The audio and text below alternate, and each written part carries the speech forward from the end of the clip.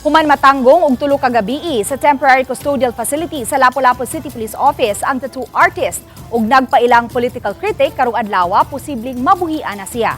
Kahinumduman niadtung Lunes sa hapon mitahan sa Police Station 3 si Humprey Elvira human nalutsan og 5 counts sa cyberlibel.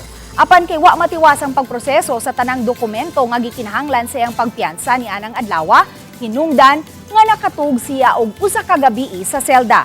Pagkasunod adlaw dihang tiwas na unta niya pagpiyansa, gisugat siya og laing duha ka warrant of arrest sa kasong cyberlibel ug grave threats busa balik selda siya. Kaganyang buntag gitiwas na niya ang pagbayad sa 36,000 pesos nga piyansa sa kasong grave threats ug 48,000 pesos sa cyberlibel. Kung wa na ilaing warrant nga mugawas karong adlaw, hayan gawas no na si Elvira. Hinuon iyang gibutyag nga 10 counts of cyberlibel ang ipasaka bato kaniya busa posibleng aduna pay laing tulo ka mga warrant of arrest bato kaniya ang mugawas na usab.